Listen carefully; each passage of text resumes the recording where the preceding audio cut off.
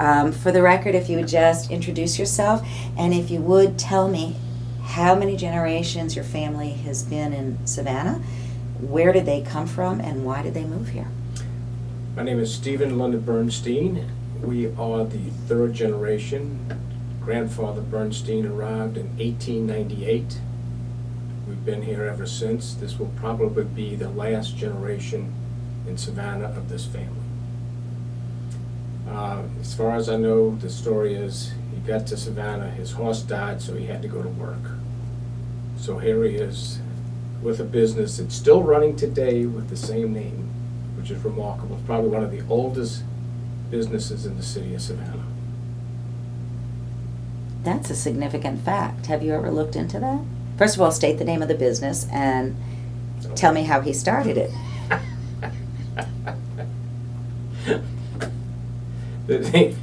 I guess it started as Bernstein's, and it became Bernstein's Crockery, and then Bernstein's Restaurant Equipment Company.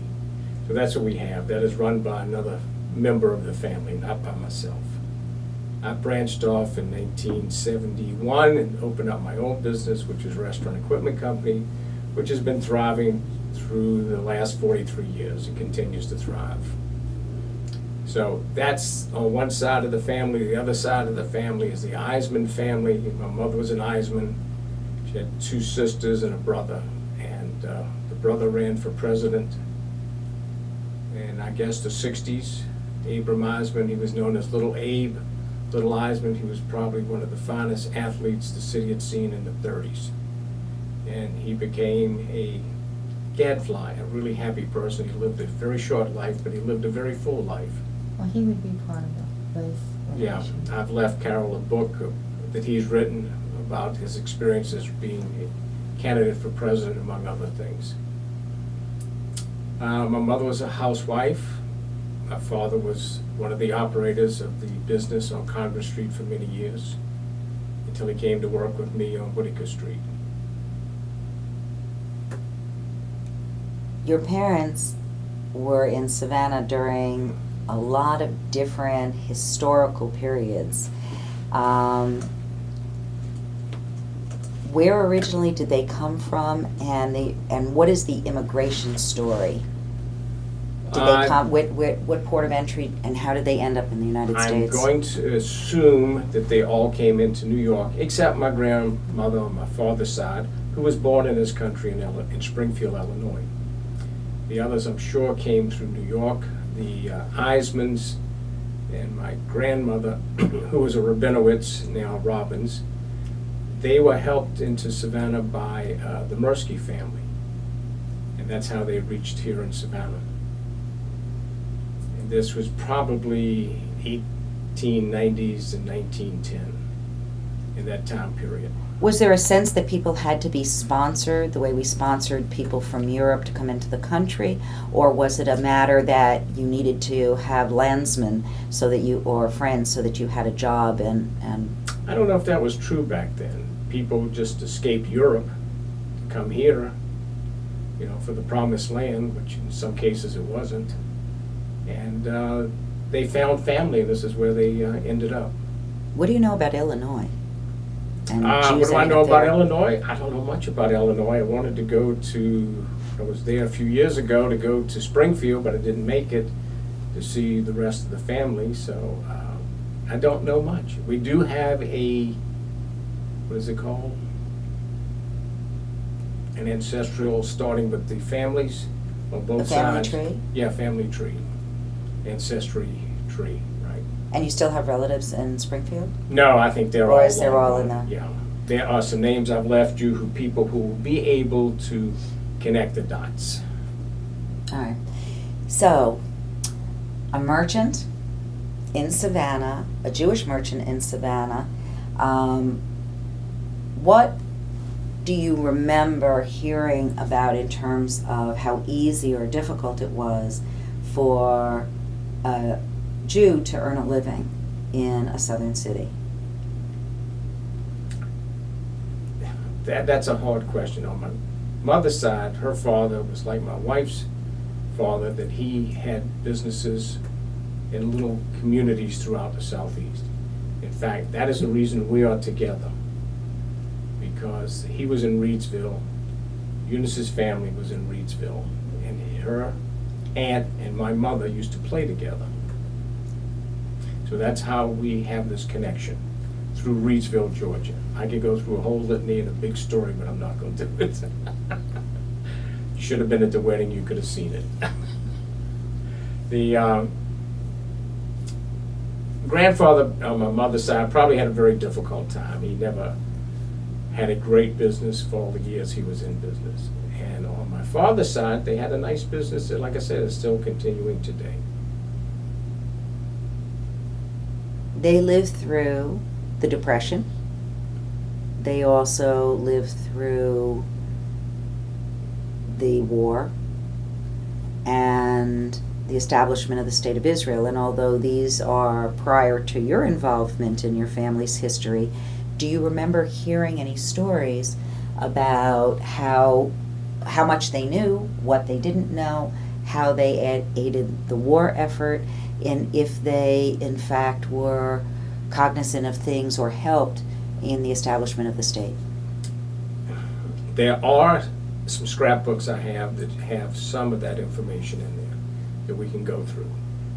The only thing I can remember about the war is my father dragged my sister and I to the store, 1945, said, "Now get some pot covers," took us to Bull and Broughton Street, and as he announced that the war was over, children sat there and clanged things together to celebrate the end of World War II in Europe. And my father's best story about the 30s was this traveling salesman came through and he says, "Mr. Bernstein, I hadn't struck all week. Hadn't had a sale. Mr. Davis, what do you want me to do? It's the middle of the Depression. Nobody has any money." He says, "Mr. Bernstein, I hadn't struck all week." He said, "My father says this goes for about another half hour." Mr. Davis gets in his black limousine, chauffeur-driven, drives away. But a month later, he gets a phone call from the railroad yard. "Get over here and unload this railroad car." He says, "I have no clue." Goes to the railroad station, comes back, gets on the phone, tries to find Mr. Davis. Mr. Davis says, "You know, Mr. Bernstein, you're such a nice man. I sent you a whole trailer, not a trailer, a railroad car of gas ranges and fryers."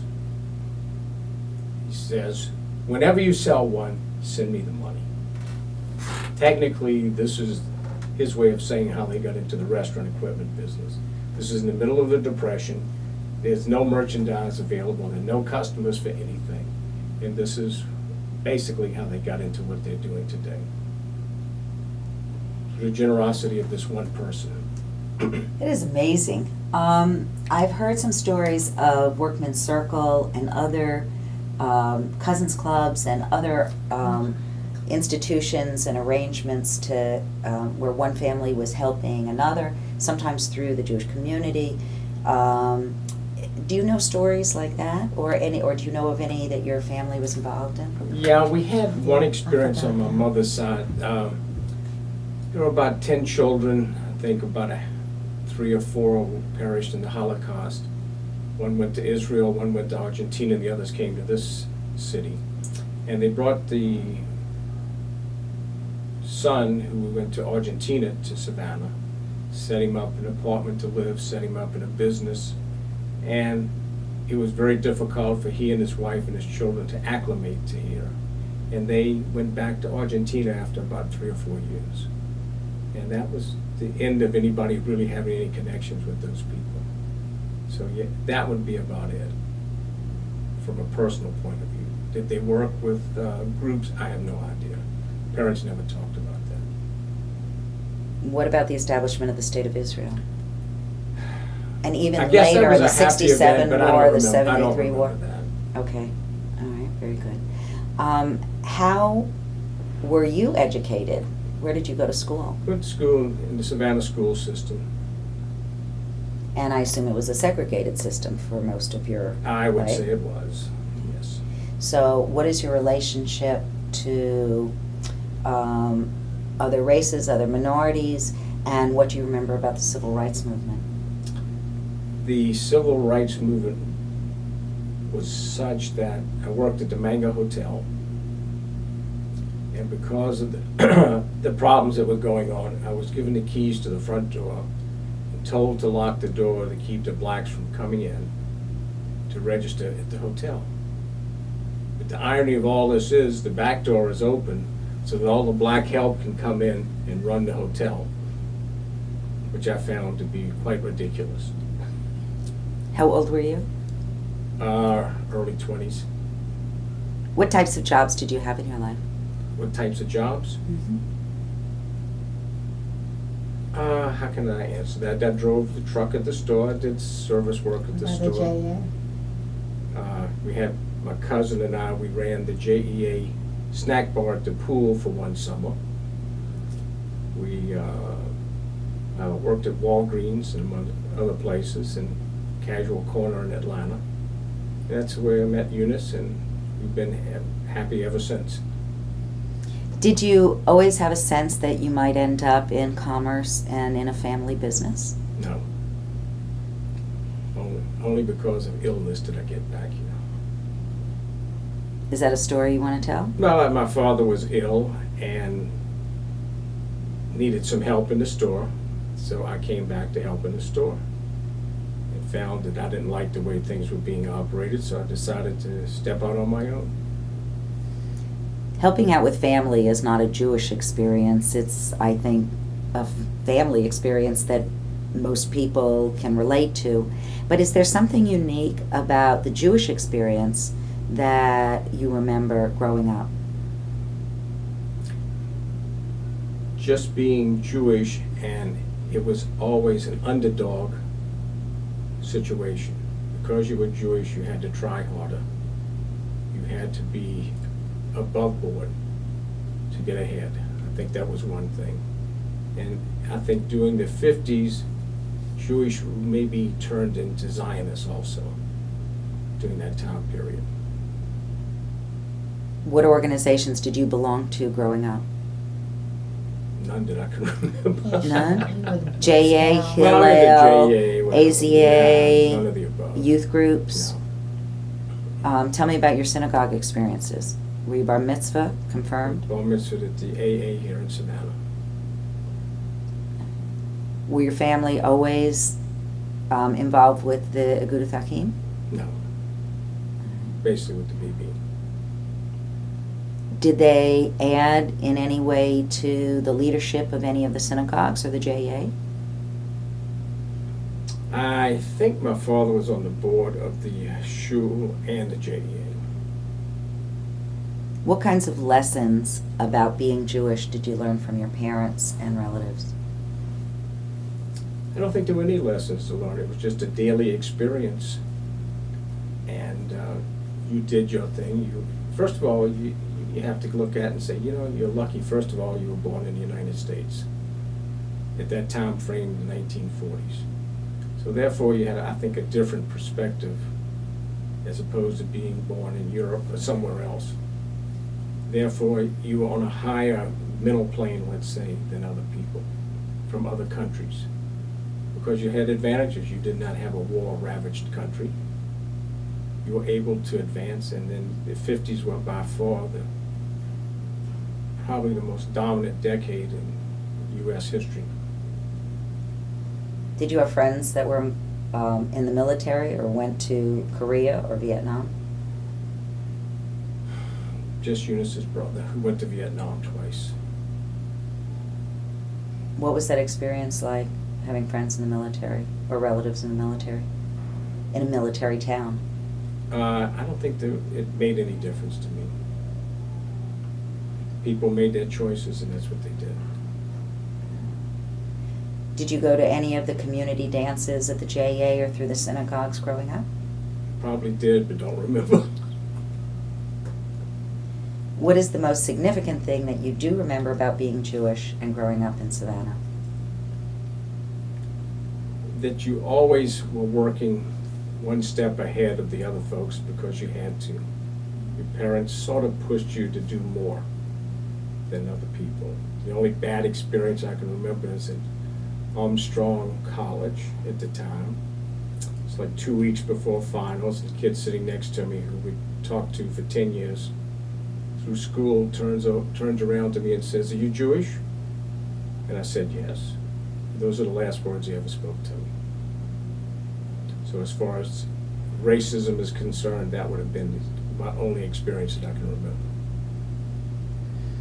Did you ever feel in business that being Jewish somehow made you different from the other businessmen, or made your opportunities different from the other businessmen you met that maybe were able to belong to certain clubs or be part of certain organizations? I'm sure that has happened. I've probably had that happen. But in this particular business, it's very unique that the manufacturers, the factory reps, the retailers such as us, in many cases, dominated this industry for about 40 years. And we went to a convention, probably 73. We come back to the hotel and Eunice says to me, "I've never seen so many Jews in one place in my life." It was the most incredible thought that, From a small town, I didn't know. that the people who dominated this industry were mainly Jewish. I'd say 75 to 80%. Is it because we like food so much? Well, it was just that I think these were easy businesses to get into. These were peddler businesses. And somebody was smart and he kept getting larger and larger and larger, so now he needed an outlet for his goods. So like I used to tell these folks as I'd go through a convention, they're all crying that they're not making any money.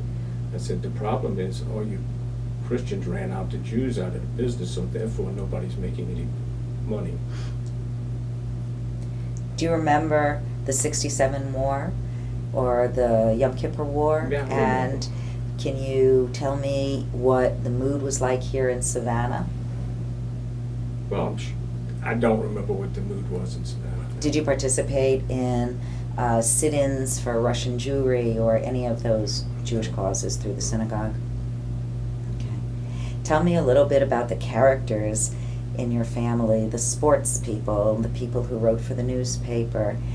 You have a history that's so rich with people you're related to that were movers and shakers in Savannah. Tell me about a few Well, I don't know if of they're them. movers and shakers, but my father was a newspaper writer for the Savannah Morning News, and I brought you some papers here that shows the 1930s, the JEA basketball team, which they were like a dominant figure. They were probably more important than the high school teams at that time. If you'll read these, you'll see they played Georgia Southern, Valdosta State, other teams in the neighborhood in Jacksonville. They traveled around the Southeast. They were a dominant force in this area. And my father writes about the basketball team. He writes about the boxers, fighters we had, Corky Alpert, Leo Senna, I think it's Joe Derma, Donna, I can't remember his last name.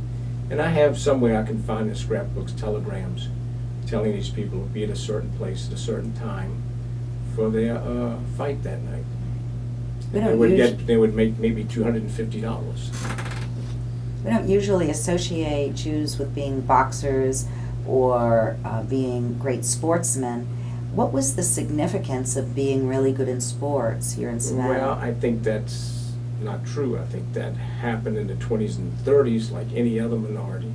You started at grassroots, and one of those things was protecting yourself. And I'm sure all the people you've talked to have talked about how they had to fight their way to go to the JEA, to fight their way to go to school, before and after school. And this is part of it. So they took care of themselves, and they made themselves a better generation. Tell me about your uncle running for president. Well, I don't know that much about it. He just decided to get up and go to New Hampshire and try the waters. He'd written a book, The Wound to Tomb Society, and he wrote another book describing, I think, his events in New Hampshire. Obviously, it was a short-lived program, but he was a political activist. He was probably... Liberal. No, he was past liberal. He was a communist, that's what he was. He was very socialist, and he believed in, freedom and rights for everybody. Didn't matter what they looked like.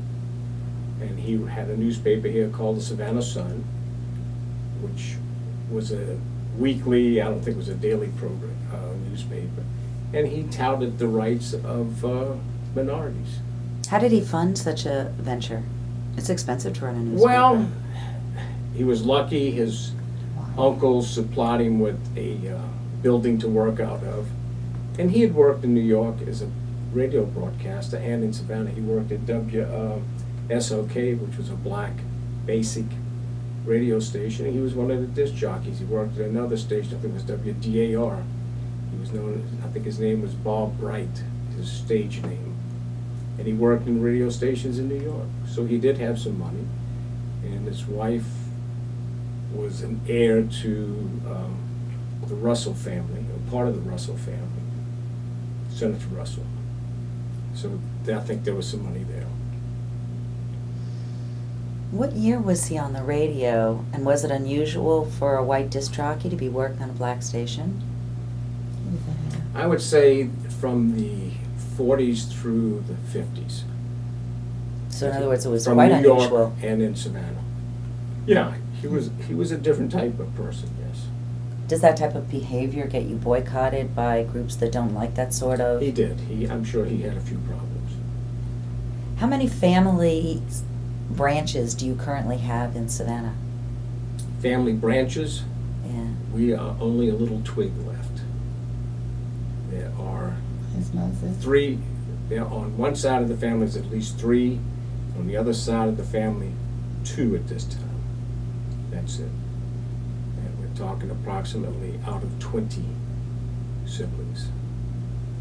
So what it is, Savannah, is just let these people go elsewhere. It has no way to hold them to stay in this community. What would you recommend to change that trend? I don't know how you change that trend. The trend was that, as Eunice said earlier, that her parents and friends lived in the country towns, and for the holidays they came to Savannah to the three synagogues. And these people would migrate to Savannah. Their children might migrate to Savannah. Well, those families in the small towns are gone. So the synagogues in this town are looking for people today. There are no places for these people to come from. Young people, these younger people came to Savannah, they got married, had children, their children have gone elsewhere. So if you're wondering why the community here is dwindling, I think there is no basis for bringing people in. The only people who come here are retired people. We're not going to produce another generation. Is the fact that Savannah itself is becoming more progressive and is the universities are opening up Savannah to more of an international cadre of students, do you think ultimately that will help Savannah in creating new jobs or opportunities that our children would find acceptable? I don't know if that would help the children, but it definitely has helped Savannah without Midnight in the Garden of Good and Evil, without Paula Dean, and without Paula Rowan and Hunter Army Airfield. Savannah would probably be off the map. If you go back to the 70s and 80s, I think Savannah was in a decline.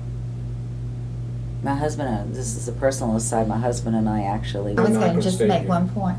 I think Savannah is progressive. I think it's much more inclusive. It's a majority to minority city now, or so they claim, and whatever. But I think a lot of people are coming in. I think a lot of Europeans, a lot of ethnic groups, but whether it's drawing a Jewish population, and I think he has a valid point. They came in from small towns. All these merchants, they came in, their children were born in Savannah, and they stayed here for. But now there is nothing to draw them in, and we had the Russian sort of migration for a while here, so we took in those people. I don't know who else, except for professionals who were seeking, doctors, lawyers, whatever they may be, or they may be execs at Gulfstream. But I don't know who else they're bringing in as far as the Jewish population. The model for industry seems to have changed. We've gone from Jews being small merchants to being professionals at universities, but Or consultants. So they really are not necessarily in charge of their own businesses anymore. In No, they're terms not of merchants. They're not merchants, so it's not a matter of being able to serve a population and sticking with it. They are mobile, I guess, like the They're most all of them. mobile. They don't even have companies anymore. They share office space. A lot of, I mean, like my son is a consultant. He consults out of his house. I mean, he does all his work there. He doesn't have to have an office.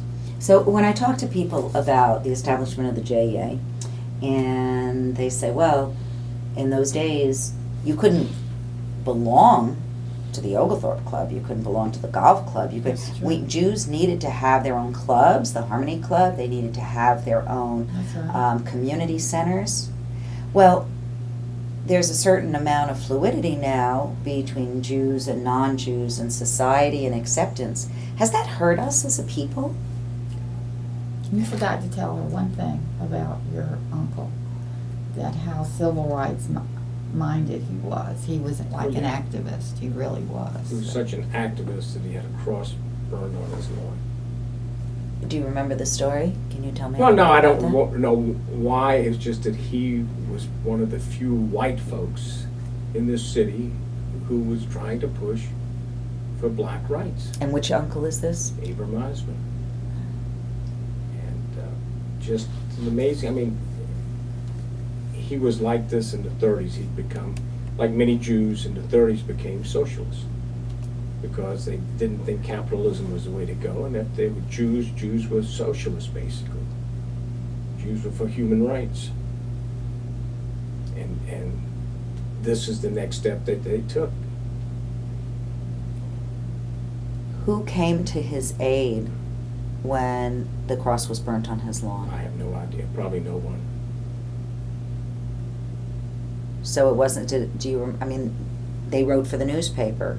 Do you have an No, article? I don't think he wrote for the newspaper. You would have to go back to the, I want to say the 50s or early 60s when this happened, and find out if there's anything in the newspaper about it. As far as I know, no one came out because he wasn't a religious Jew, so he didn't have any affiliation there. His affiliation was, if at anything, was at the JEA, if it there. He was like the first Jew at the Savannah Golf Club. Just because he was a good tennis player, they took him in.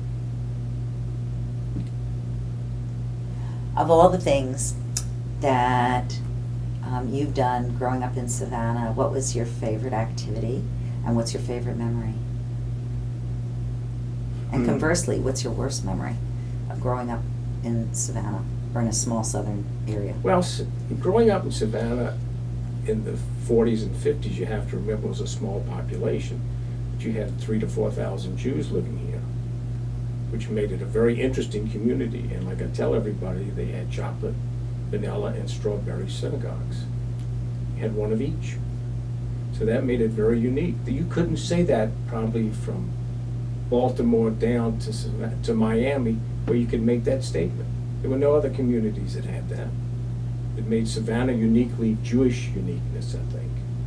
Savannah was fortunate in the fact that the civil rights were never as devastating here as in other places. I think it's still not good, but it was a lot better in Savannah than in other cities. It made life easier and tolerated. How did Jewish businessmen get along? Was it healthy competition? Was it helping each other? Was it acrimonious at times? Well, I don't know. I was never involved with that, but I would, if you're saying Jewish businesses, if you notice, the Jewish businesses don't exist like they did 50 years ago. They sent their children, as you say, to professional school, to do something else. They didn't want them to be in that business. Very few stayed in that business. Is there any relative that that while you were growing up you really emulated, that you just adored when this particular person was at a table for the holidays? Or Uncle Saul. okay. Tell me about Uncle Saul. Uncle Saul was my mother's uncle, my grandmother's brother, and he had another brother here, Norman Robbins, And Saul was just a wonderful, happy person. He had a dry goods business on West Broad Street. And he sent his children away, and they didn't come back until now. My story is nobody comes back to Savannah except to go to Bonaventure. They all dying to get into Bonaventure is the story. It's very interesting that very few people come back here except to go to Bonaventure. You mentioned that the name was Rabinowitz and then Rabinowitz, became Robbins. Well, I guess when you go to Ellis Island. It was changed at Ellis, or they changed for I think business that's reasons? where it got changed. No. Absolutely. As far as I know, they've always been known as Robbins. I never knew them as Rabinowitz, but we use that in conversation. Your name sounds like a Jewish name. My maiden name, Tobin, did not. The Greenberg certainly does. Have you ever had any difficulties because of your name? No, I've just been given the bills at hotels for other people. That's it. No, the name is, people don't understand what the name is. People don't know it. You say you think it's a Jewish name, yes it is. But outside the Jewish neighborhood, people don't equate that. I've never had a problem with it. Is there anything that we didn't talk about that you'd like to mention? No, I think if you go through some of these scrapbooks, you might find some information. And dealing with the 30s and 40s, and I think this is something that you really need to have to connect the dots here. Because these were probably the most influential people of the history of the 20th century in Savannah. That's a very important statement, and actually part of this exhibit is dealing with the fact that Savannah was one of the few places that allowed for diversity, and because of it, and because of who we are as Jews, and we believe in tradition and educating our young and pushing ourselves to do better, that we gave back to this community in a way Yeah, I think that so. is in excess maybe of our numbers. Can you think of one example of that type of leadership? Well, I think 100 years ago, the mayor of Savannah was Jewish. You have Mr. Garfunkel, who was mayor pro tem through J.C. Lewis's 4 years. And there have been numerous Jewish members of city council and the Chatham County Council. And there have been a lot of influential, quiet Jewish people in this city who've done a lot of good. That seems like a good place to end. Thank you. Thank you very much. Very influential, Which civil one? rights. Oh, Abram Abram. was like the activist, so you sort of left Abram, that out when you were well, talking about him. But he really was, and I he, just saw where Daddy had a sebaceous cyst removed by Dr. Tim for $15. and what? A sebaceous cyst removed for Oh, $15. it comes naturally, okay, that's your DNA, I said, holy. that's your DNA, it's from him. Mhm.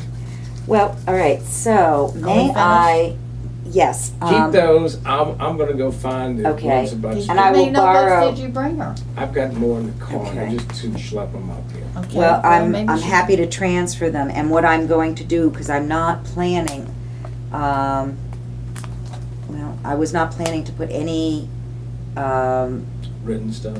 well, I am, I'm doing museum cases, but I'm not putting any originals, since the museum cases, although they're supposed to be locked, will be Right. out in the general space. But I am, if it's all right with you, making Xeroxes, Well, I'll copy these for you. and, Let her do it, because she knows what Well, she I've already wants. done some, and I mean, But that's- I really no, it's wanna fine, find- he can, he. I really that- want to find the Whoops. ones about the boxes, because that was an important era. All right, so let me And let you you. have to understand that the JEA was the dominant focal point in Savannah. It really is, For Jewish people, it yes. is really an But- important part of the story, because the truth is that Jews, and I've heard this time and time again, Jews just were not allowed in other avenues of social No question action. about it. And therefore, the JEA was the be-all and end-all. And you are right when you say that maybe they rested on their laurels a little too much and they stopped creating programming, because it no longer is member driven when people no longer live by the shul by the, Correct. But I think Community also, center. once they got United Way funding, they had to diversify their base. So it became less Jewish. I mean, let's face it, it is less Jewish. So It they have is. half and half. You know, nothing's If you go, necessarily wrong with it, but a lot of people but you don't know, like they're that. not accepting United Way funding, I think, for the last 2 years. Oh, well, they finally And- woke up. I think and that was the, part of it. They directed them to do certain things they didn't want to do, or they acquiesced to do. No, Yeah, I I think sat on the so. board of the JEA, and Yeah. they were giving them $50,000 a year. And they said, we really want to take this money to show that we're part of the community. That's the reason we're taking the money from the United Way. But they also But had we're to- not inclusive, we are exclusive. Yeah, it's sort of like being small and Southern and Jewish. My father had to acquiesce and send me to Sunday school because he was the only Jewish merchant. I guess somebody did that to him, and that's why they did I have an it. almost stupid story. My And I maiden name remember is Tobin, Towbin, and I Mhm. asked my grandfather how he got the W, because I'd never met another Tobin that had a W in the name.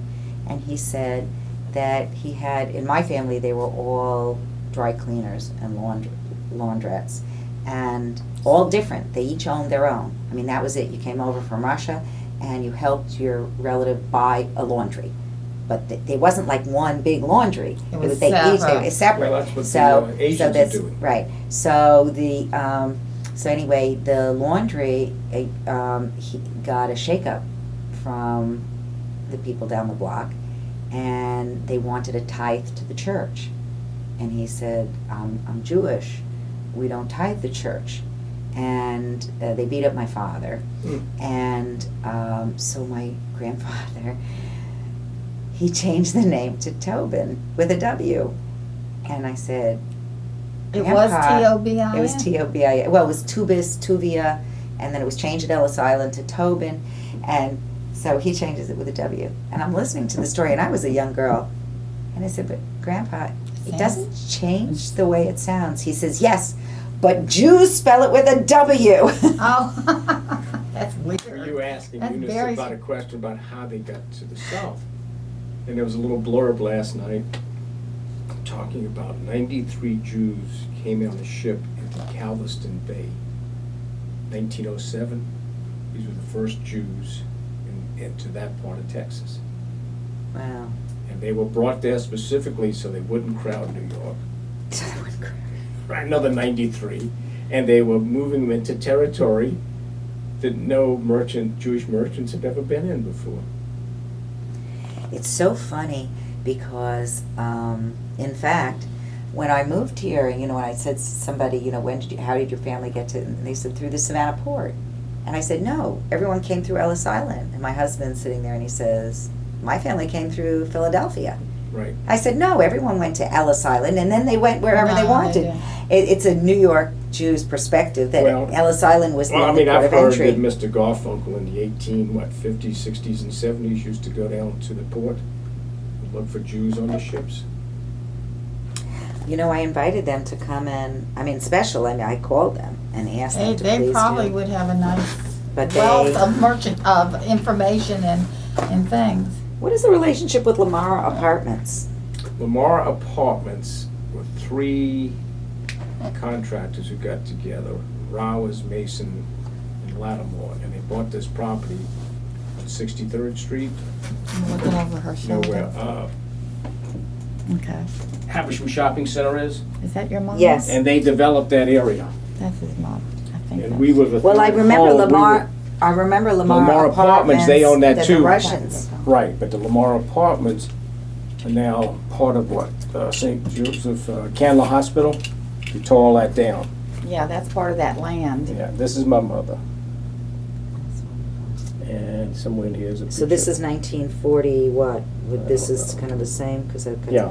I would love that picture because to tell you the truth, I have a matching picture of when I was Hadassah president. We did a medical drive for Bosnia. I mean, his And parents so did we participate could- in a lot of Jewish functions, even though he doesn't I mean, remember I it. don't remember that. I mean, if it's But they did. 1947, I wouldn't remember Yeah. that.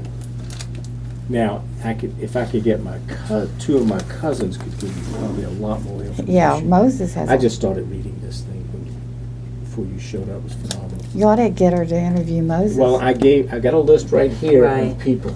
And I'll call, but I gotta tell you. I'll call them. Oh, thank you. And just tell them. So I'm doing Tuesday nights at the JA, and I'm doing Wednesdays But they don't live, here. only two live here. Moses. So I lives- need but to- Moses has a pretty good memory. He knows a lot of stuff. Yeah. So I'll need to use them for filling. But right now, in the next month, what I'm trying to do is get everything on the camera, because I only have the month of August. I hate to have put my this pictures together. taken. Go down. No, it came out really well. Yeah,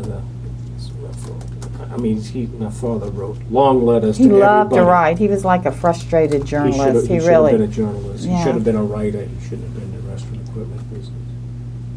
If that was the case, we wouldn't have been here talking to That's you. true. But you did good I from mean, him. I'm reading He- some of these letters. Thank you for your long letter that you sent me. I've got- There's something in here from Alan Soroki too. There we go. No, this is the back of this page. It's most, you've got some with boxing, I know. Yeah, it unless is. we, I just can't find them.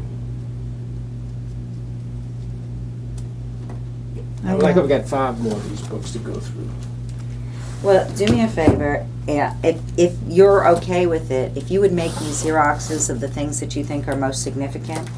And I'm not sure that scanning this stuff is going to make it any better, but if I find something very specific that I say that my graphic artist said, you know, I really like this, but I'm better off scanning it, then I'll let you know. But this at least gives me some materials to fill in. Lions plays collegiate student. They play in the College of Charleston. I mean, it's just amazing. I some of went these to places. an exhibit called Mosaic in Florida, and I found a picture of the JA basketball team. And I'm thinking, oh my gosh. And then somebody said, you know, it was yet another way, just like ballyhoo or cornet, these little dances, it was yet another way to get Jews to meet other Jews by having Jewish teams travel. And so the Southern Jews would meet each other. There wasn't much growing up in Brunswick, Georgia, other than this. Well, you little talking youth But yours trip. is a very unique story. I loved it. Because really loved it. I was coerced at a young age. I had to learn to assimilate, and I did. I sublimated a lot growing up because I was like the only little Jewish girl in this second Yeah. grade class, and I have the my parents experience moved around so much. It was hard. It was difficult. So sometimes. did you know, playing every day with this little girl, and one day she came in and she had holy cards with her, and I'd never seen one. And so I'm looking at it, and they were so pretty, and then she said, "You don't get holy cards?" I said, "No." She says, "Don't you go to my church?" And I said, "No, I go to temple." And she says, "You're a Christ killer." Uh-huh. I was like 5 years old. I Yeah, had but- no idea. I said, "I didn't kill anyone." That is a learned response. I mean, it's from the It's a hard cradle. one to hear. Yeah. You know? But I also had an experience where I was going for a job in Winter Park, Florida, and my girlfriend and I arrived early, and she had driven me because she lived the next town over, and she was wearing a Jewish star. We were the only people in the restaurant, and the waitress wouldn't serve us. Really? Wow. See, I And never people start experienced coming it. in. But I did and- experience one thing. You know, when she was, I forgot about it. I didn't think about it until now. what was it? Well, I was student teaching, and it was in Smyrna. It was outside of Atlanta. And I was under a lead teacher.